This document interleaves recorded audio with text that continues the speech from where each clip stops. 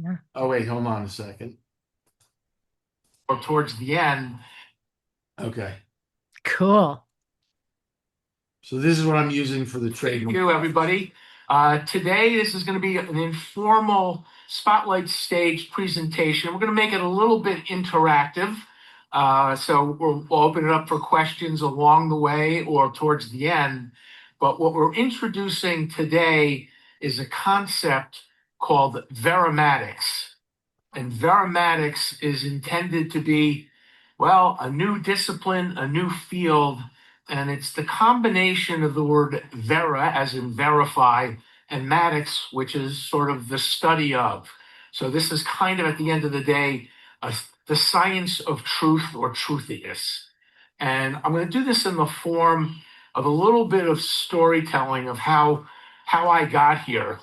And I'm going to start with a little bit of a introduction. We're here because of a guy who influenced me back in the 1960s and 70s by the name of Ron Popeil. Anybody recognize the name Ron Popeil?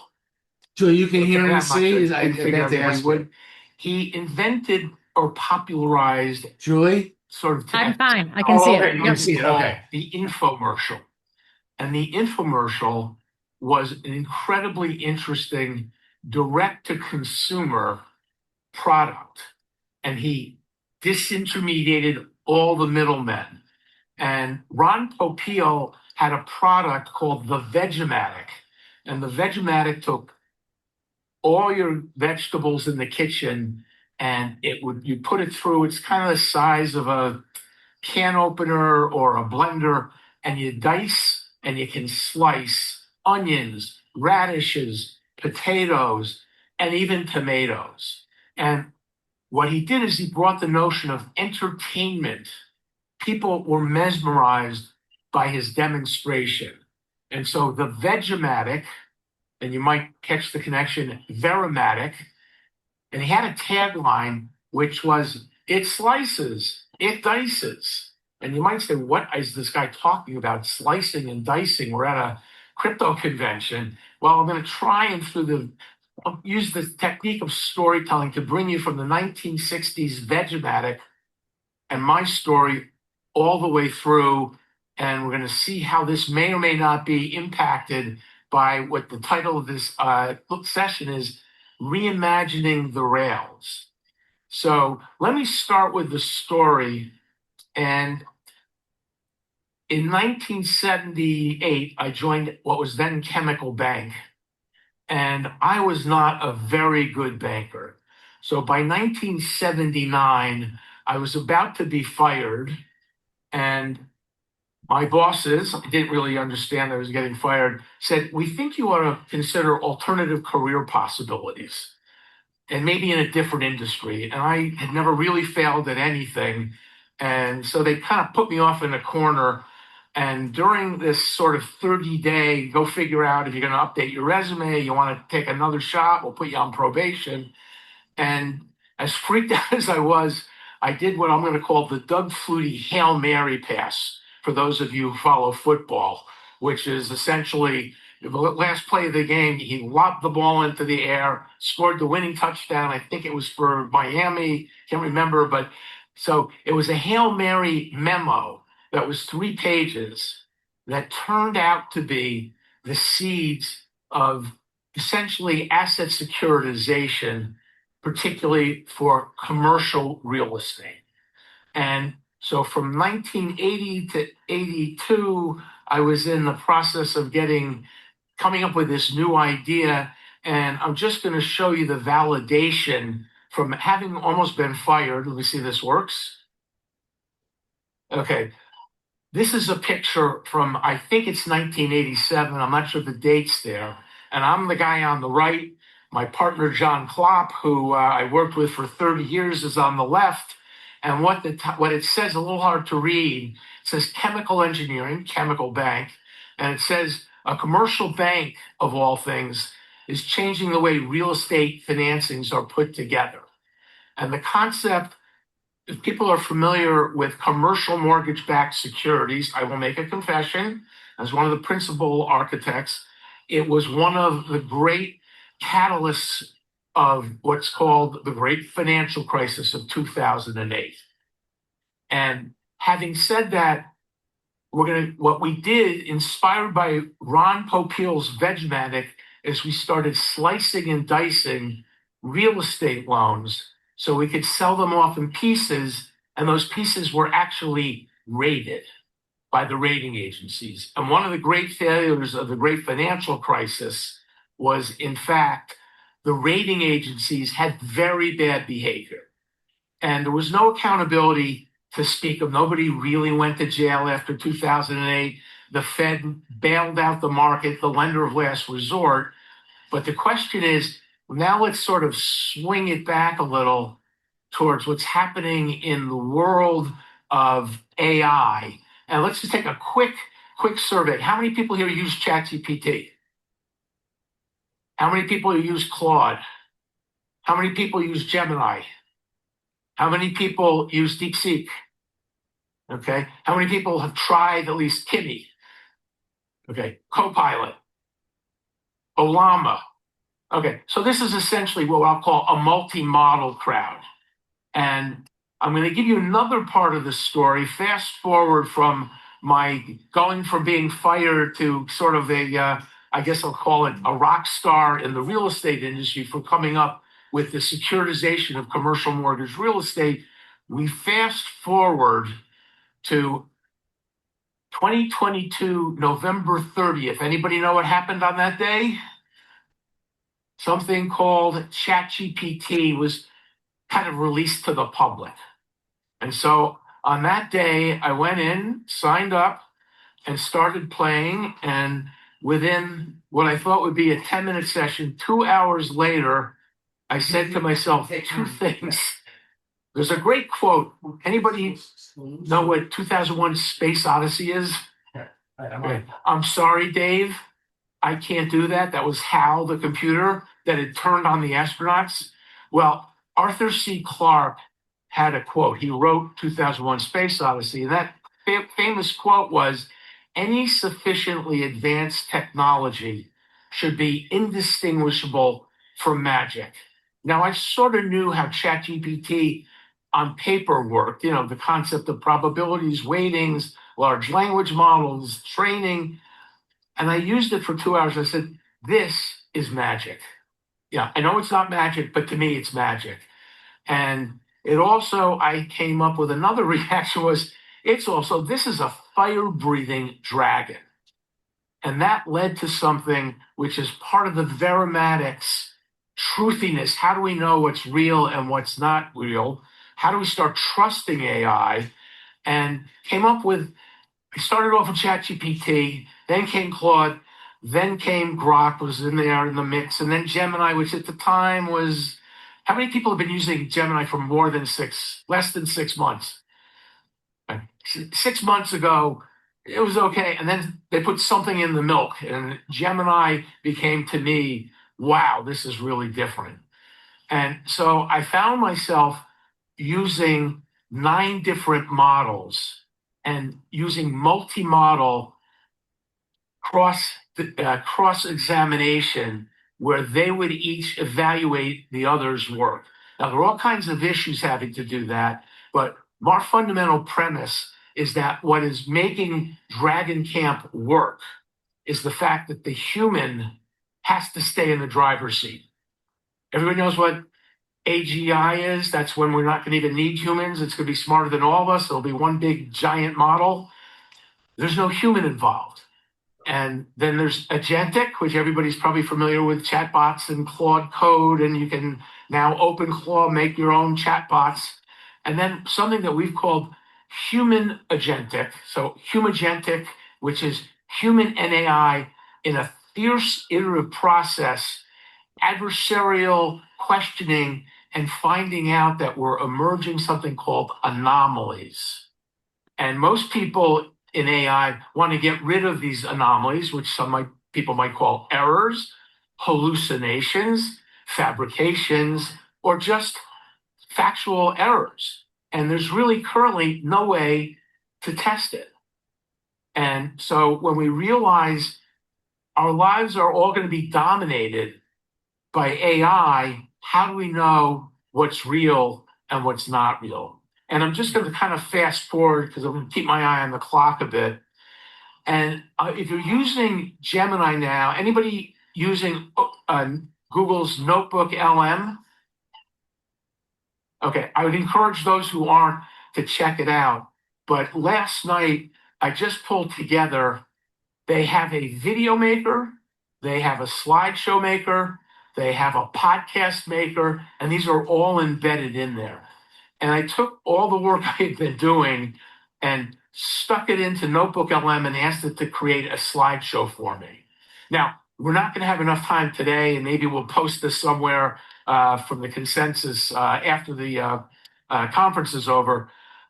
Just take a look. This was done in about 20 minutes from a series of very long conversations that I just uploaded into Notebook LM. And the titles, it's Veramatics, the New Physics of Trust, Reclaiming Reality Through Global Economics. And we're going to go to the next session. We'll go through what happens if someone makes a claim today and it's incorrect or it's a lie. What does it cost that person typically? Pretty much zero. And so we have sort of this epistemological crisis that a cost of a lie right now is zero and the cost of truth is expensive. And so our premise and what we're really driving to, and we're coming to basically starting a consensus to have what I'll call to action, a thought, sort of basically a thought exercise, just something you think about. We don't know yet what's true, if it's going to work, but we're about to engage a number of universities to start researching to see if this continuum from autonomous, sort of what we're seeing as one of the emerging trends, to agentic, where you have your chatbots doing the action, but those are largely transactions. They're not really what we'll call relational engagement. I spent 3 hours on Meta AI, which I virtually never use. And a lot of this information, I don't know if it's true or not yet, but take a look at just how it's presenting, the evolution of trust architectures. And what we're trying to do is to convert the black box of AI into a bulletproof glass house, where if you think of what's happening in crypto, this thing called blockchain and mining are the two elements that we think may be repurposable into this new ecosystem of creating trustworthy AI. And what does that actually mean? Is that if we put it through the protocols where, such as everybody knows the hash rate, all the things involved in crypto mining, but what's happening in Bitcoin? How many Bitcoins are there in the world? Anybody know? 21 million. How many are left to mine? 1 million. So the question is this, they think about $100 billion of investment in crypto mining, not just Bitcoin, but all the new, anything that needs to be tokenized and verified. But there seems to be an ability to use the fundamentals of what's verifying the immutable hashes on chain and say, can we use that to have provenance and identification of every claim that's made by repurposing the rails of the Bitcoin blockchain ecosystem? So that's the premise. And we don't know yet if this is going to prove out, but I've been running it through all my models. And if we can believe them and trust them, I'm just going to go through a couple more of these. We don't have to go through this one. This is a much longer conversation. But we've also taken a theory that I had I'm going to call it the privilege of working for the father of disruptive innovation, Harvard professor Clay Christensen, who some of you may have heard of, invented the theory of disruptive innovation back in the 90s. And I started working with Clay in 2000. So Clay passed away, unfortunately, in 2020. I kind of feel like I'm still working with him because we're using a lot of his principles. But we added a layer where disruptive innovation is really good if something is a utility. The second, and that's just what job is this getting done in the physical world, or can be in the digital world. What's the job to get done? And what we found out is too many anomalies were appearing that challenged his theory. And as a profound theorist, the only thing he was interested in was knowing about the anomalies. And in fact, he had a sign outside his door. On top, it said, "Anomalies wanted." Don't tell me what works. Tell me what doesn't work, so I can fix my theory. And what we discovered is that it's not just utility, but it's really culture writ large, or people's identities play a significant role in all different kinds of innovation. So if it's just a utility, the identity, does anybody care what brand MP3 file they're listening to? Do we even know what the brands are? No, it's a utility.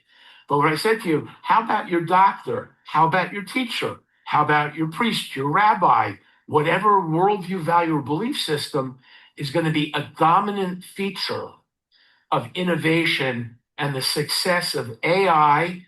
And maybe we are seeing the coming together. There's a lot of AI meets crypto at this conference. So our premise and our call to action is to invite people to say, hey, join us as we figure this out. How many people here use Wikipedia?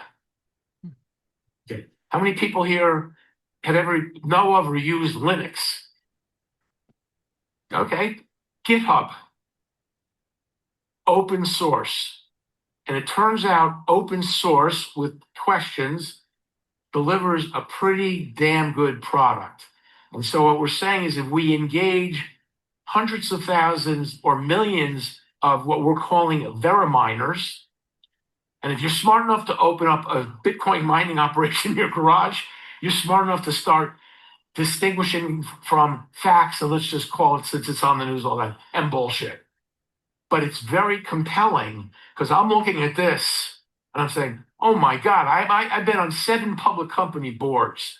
And if someone brought this quality of presentation in, I'm just saying, oh my God. Now, problem is, I don't know if it's true or not. And as we go through, I mentioned we have autonomous, we have agentic, humagentic, and human. It's a continuum. Some kinds of factual determinations, you're going to just need human experts. It's a verification layer. That's slow. Expertise is required in certain instances, not in everything. Are there experts on Wikipedia? Well, they have editors, but anybody, unless you have bad behavior, can enter an edit on Wikipedia. But that edit is immutably fixed from the day the entry goes up, and you can have thousands of edits. And so it changes in real time.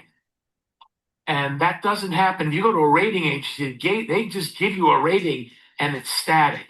And we see if we can engage this kind of continuum, there's 4 different layers of verification, we can move from static ratings to dynamic ratings that adjust as new facts come in, and they'll be coming in pretty quickly. And so what we're calling for is saying, gee, maybe we need to rethink the tradition of what a new post-AI rating agency actually looks like. As I say the word Moody's, Standard & Poor's, Duff & Phelps, Fitch, they all got caught up in the 2008 disaster. Their ratings were basically bullshit. And it wasn't the system of securitization, the financial engineering. It was largely the investment bankers, the mortgage brokers, everybody with subprime mortgages. We took a $300 billion, very manageable crisis. I've been through 14 financial crises in my career, going all the way back to 1979. So I know a good financial crisis when I see it. And there was no accountability. And so what we're saying is, wow, we really need to rethink this, because AI and this notion crypto, you look at this conference 5 years ago, I don't think we'd be taking over a million square foot convention center. All the innovations that's coming out of this is largely going to have some element of AI going forward. And so our call to action here is there a way to well, let me ask another question first. I've been reading lots of articles. I'm a professional non-expert. I've jumped into 5 different careers knowing absolutely nothing and seeing, every 50 years or so, I come up with a big idea. The securitization started literally, it's almost 50 years ago. I've had lots of ideas in between. Some of them are okay, some of them are good, some of them are bad, some of them, what was I thinking? But the whole notion was, gee, this is starting to feel like a really big idea. And I've seen the parallels between commercial mortgage-backed securities and slicing and dicing and disintermediation all over the place. So back to Ron Popeil, he disintermediated the middlemen, and there's this guy who's real or not, who may be walking the floors. Everybody know who Satoshi Nakamoto is or isn't? The Bitcoin paper. He basically said, Shakespeare said, kill all the lawyers. Satoshi's Bitcoin paper from, I think, 2008 said, kill all the middlemen. And that's what the crypto rails were really created. So we have a way to track all of a sudden using the existing rails where we can start saying, could this be applied to a new truth economy, a cognition economy, a verification economy? Can we take people who've lost their jobs from the estimates that I'm starting to read, the global displacement from AI, number of jobs? I don't know if it's true, but I read it on AI. Let's just assume for the moment 400 million jobs. That may not have anything to do with reality, but that's why we need people to say, wait a minute, what are your sources? Where did you see this? What AI model did you use to even come up with this if you used it? And this is a way where we may have a whole new economy coming out of Veronomics and what we call Dragon Camp. Remember the dragon? That's using the multi-model, 9 models all looking at things, but where the human would fall into layer 3, the humagentic layer. And so today, what we're really asking is, gee, is this potentially a really big idea, or is this just going to be a very interesting white paper that goes nowhere? And whether this works or it doesn't, it raises the profile of what on earth are we going to do about trustworthy AI? Have people heard of something called the 80-20 rule? You get 20% of your 80% of your results come from 20% of your effort. It's used in almost every corporation, or at least in the old days. Today it may be a little different. 20% of your clients generated 80% of your business, and there's something called the long tail. And actually, for Bitcoin mining, there's a long tail. There's only 1 million coins left to mine, and then there's the question of what happens to Satoshi's wallet. And if you don't know what that is, go to one of your models and say, what happens to Satoshi's wallet when we start running out of Bitcoins to mine? And so we've got about 6 minutes. And I did say we'll try and make it, just click through and see if there's anything. I would normally, in the old days, we would hire a design firm. It would take them a month. This quality, forget the truthiness, this quality of presentation feels to me 25 grand, 50 grand, take them a month, 55. I did this last night. You know how much it cost me to create this last night? 0. That's called who we disintermediating here. And I'll before we open it for questions, Dragon Camp, the methodology using these different models, I used in a real live case. So this is not theoretical. And on November 30th, 2022, I'm one of the founders of the Tribeca Film Festival. I created the Disruptor. I'm in the events business. I said, my God, I don't know if ChatGPT is in the event space, but we should do ChatGPT Fest. So I filed for a trademark for ChatGPT Fest. And I'll compress the story. As they say, never let the facts get in the way of a good story, which is probably a pretty on point metaphor. I don't know what you call it, aphorism. But I found myself a major technology company said, wait a minute, we're ChatGPT. We don't want you doing ChatGPT Fest. Well, I had conversations with them that ended up one day they said, forget it, we'll see you in trademark court. And I said, how am I going to compete against OpenAI with unlimited resources, $1,000 an hour lawyers? They had, battalions of lawyers. How do I get into a legal process with them? And I said to myself, I got a trademark firm, but they're very conventional. They don't really do kind of AI in the. Do you think lawyers right now are excited about AI? What are they afraid of? Disrupting their business model. And Clay Christensen, the father of disruptive innovation, said it's not the technology that gets disrupted, it's the business model that gets disrupted. And so I have now been in court, and I have certain limitations, but I've been able, on the public record, you can follow. There's a big case going on right now in the papers that's getting all the oxygen in the business world. Anybody know what the case is? Oh, you know what? I think I'm just getting asked to bring out a microphone because we're going to go to Q&A shortly. Musk versus Altman. Yeah. It's going to make a great movie. I don't know what the casting's going to be, but there's another interesting court case going on, which is OpenAI, that's the Philistines in my version, versus the little David. But what I did is I recruited Goliath, ChatGPT, to become my principal legal advisor against OpenAI. So I now have 9 AIs advising me. I have my trademark advisors. My legal strategy is advised by 9 AIs, and that's what we call Dragon Camp. So I sit there, the number of conversations, the number of prompts.